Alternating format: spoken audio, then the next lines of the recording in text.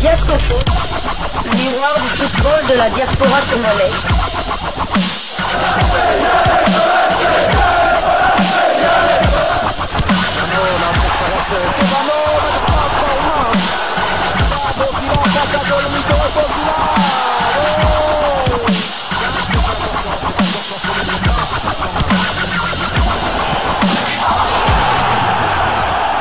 Diasco Foot, le miroir du football de la diaspora congolaise. Vous êtes sur Diasco Foot, le miroir du football de la diaspora congolaise. Diasco Foot vous dit bonjour, tout le plaisir est pour nous de vous retrouver, mais surtout de savoir que vous êtes nombreux en train de suivre votre chaîne YouTube dédiée uniquement aux footballeurs de la diaspora congolaise. C'est l'heure de partager avec vous quelques news que nous avons pu récolter pour vous, des news concernant certains de nos internationaux ou des binationaux qui se sont illustrés dans leurs clubs respectifs. Et cela dans le cadre de cette première livraison sportive de ce dimanche 1er septembre 2024. Une livraison que nous débutons par la Belgique, où l'on jouait la 6e journée de la Jupiler Pro League. Après un début de saison en fanfare, le KVC Westerlo n'y arrive plus. Les Campinois se sont inclinés à Genk. Les équipes se déplument en cette fin de saison. Le KRC Genk vit ses premiers pas sans Bilal El Kanous ce vendredi face à Westerlo, privé de Lucas Tassin, parti pour finaliser son transfert à Saint-Etienne. Prochaine coéquipier donc de Dylan Batoubinsik. Drôle de journée située aux alentours de la fin de Mercato, quand les départs surprennent les clubs et que tout le monde attend la dernière ligne droite. Le nouveau leader technique de Genk, c'est censé être Kostadinos Karatseas et il assume ce rôle. C'est l'un de ces superbes ballons en profondeur qui trouve Ryan Sturkers et Bolat s'interposent à la 18e minute de jeu. Les Limbourgeois prennent le contrôle du match après 10 minutes difficiles. El Waldi et Arokodare passe à côté du but d'ouverture. En seconde période, Genk manque d'être puni de son inefficacité quand Frigan est trouvé au second poteau mais ne parvient pas à cadrer à la 51e minute de jeu. De l'autre côté, El Wadi multiplie les assauts. Tolu Arokodare n'est vraiment pas dans un bon soir et malchanceux trouvant la latte. Il faudra une phase arrêtée pour faire la différence, mais surtout une grosse erreur de Sinan Bolat. Sur un coup franc excentré, le gardien turc se trouve et offre le but du 1-0 à Nicolas Standenberg. À peine entré au jeu à la 81e minute de jeu. Un but qui suffira à Genk pour l'emporter. Du côté de Westerlo, cela fait donc 3 matchs d'affilée sans victoire. 1 sur 9 et un but marqué en 3 matchs après un début de saison en fanfare. Un contre-coup qui paraît presque logique pour les hommes de Timmy Simons. Titulaire pour la 5e fois consécutive, Joris Kayembe a joué toute la rencontre lors de ses 3 dernières rencontres. Il a remporté tous ses duels aériens, soit 4 sur 4. Son temps de jeu cette saison est de 474 minutes sur 489 possibles. 5 matchs joués donc sur 5. Le KRC Genk est 3e au classement avec 10 points. Il compte 3 victoires, 1 nul et 1 défaite. 9 buts marqués et 8 encaissés. La prochaine journée aura lieu le 14 septembre après la trêve internationale. Et Genk se déplacera sur le terrain du Cercle de Bruges. Et maintenant, place à la sélection.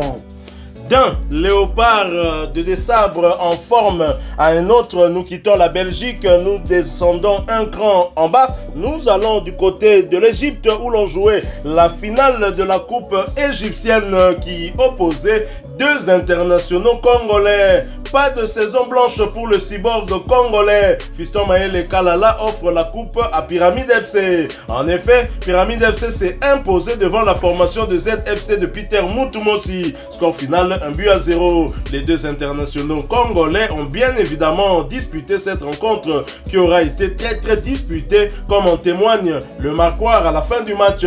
L'issue de la rencontre était incertaine parce que les 2 défenses ont tenu le choc, mais Pyramide FC pouvait compter encore sur l'efficacité sans faille de l'inévitable Fiston Maël Kalala qui va débloquer la situation à la 87e minute de jeu. L'attaquant international congolais, convoqué du reste dans la sélection nationale de la République démocratique du Congo, avait inscrit là son 17e but de la saison. c'est tout simplement exceptionnel et sa saison est plus que réussie alors qu'il lui a fallu un petit temps d'adaptation en début de saison. Fiston Mayele Kalala, auteur de cet unique but de ce match, n'a pas disputé la totalité de cette rencontre. Il a été remplacé à la 96e minute. À noter qu'il s'agissait de sa deuxième titularisation consécutive.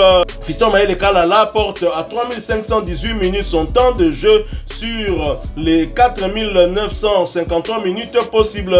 Il aura participé à 45 des 50 matchs avec son club avec à la clé 22 buts inscrits et 7 passes décisives délivrées.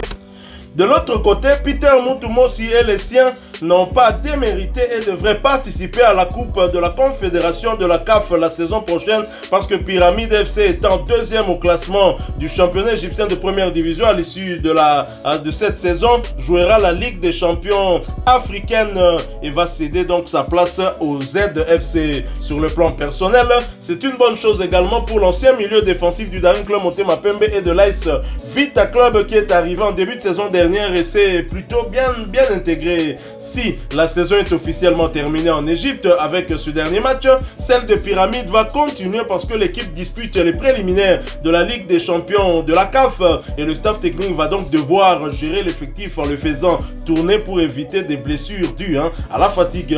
Et le prochain rendez-vous pour Pyramide FC, ce sera après la trêve internationale pour le compte du deuxième tour aller de qualification pour les phases de groupe de la Ligue des champions africaine et un déplacement sur le terrain de l'APR du Rwanda le vendredi 13 septembre 2024, l'heure restant à définir.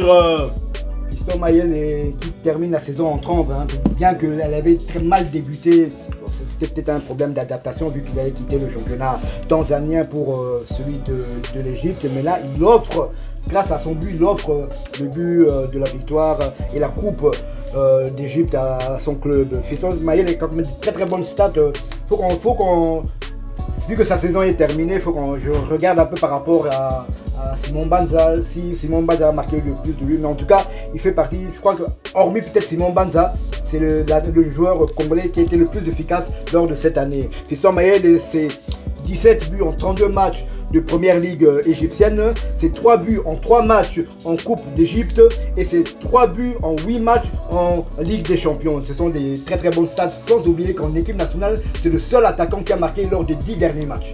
C'est qui fait 23 buts alors. Oui, on est de 22, oui. J'ai dit 22. Donc c'est 23 buts alors. Tout à fait. 23 buts. 23 buts, je crois qu'il est au-delà de Simon Banza. Simon Banza a 21 buts. 21 buts en championnat et en... confondues, je crois. 23 en général, je crois qu'il a égalé. Je pense qu'il a égalé. Il a égalé. Bravo à Fiston Mayele Kalala. En disant que si on ajoute le but de l'équipe nationale, Fiston Mayele est devant. Non mais Fiston Mayele est devant, carrément il faut l'ajouter, c'est ta saison, c'est la même saison, il faut toute compétition confondue et même les éliminatoires du mondial 2026, Fiston Mayele est devant. En tout cas félicitations au cyborg congolais, il est très en forme. Moi j'aimerais en tout cas le voir disputer au moins le match contre la Tanzanie, parce que certes Sende doit peser sur cette défense guinéenne, mais Fiston Mayele Kalala mérite aussi de débuter ce match là. Nous quittons l'Égypte mais nous n'allons pas très loin. Nous allons du côté du Maroc où l'on jouait la première journée de Botola Pro, championnat marocain de première division, festival offensif de phare de Rabat avec Joël Beya décisif. En effet, Joël Beya et Enoch Inongabaka ainsi que leur club de phare de Rabat sont allés s'imposer sur le score de 0 but contre 5 sur le terrain de Shabab Mohamedia. Les deux internationaux congolais étaient bien évidemment du rendez-vous et ont pris part à ce succès, notamment Joël Beya qui a inscrit le premier but des siens à la 32e minute, son premier en championnat et son troisième toute compétition confondue. Et pour rappel, il avait déjà inscrit 2 autres buts lors du tour préliminaire de la Ligue des champions. L'ancien joueur du tout-puissant Mazembe se met davantage en confiance, ce qui est une bonne chose pour lui car si on l'a recruté, c'est justement pour qu'il fasse la différence, surtout en inscrivant beaucoup de buts en étant avant-centre. Du côté de Enoch Inongabaka, tout va bien également. L'ancien joueur du Simba SC de la Tanzanie et du Daring Club Motema Pembe se comporte plutôt bien. Lui qui venait d'arriver cette saison, il est par ailleurs convoqué par Sébastien Desabre pour le prochain rassemblement. C'est une belle entame pour toute l'équipe qui va essayer de rester dans cette dynamique. Il est important de ne pas louper cette entrée pour se mettre en confiance. Nous quittons le Maroc et nous nous dirigeons vers l'Italie où l'on a disputé la 3e journée du Calcio. Le Torino FC est parti s'imposer 0-1 sur le terrain de Venise. Brian Bailly n'était pas sur la feuille du match pour la 4e fois consécutive. Donc son temps de jeu de 0 minutes sur les 391 possibles.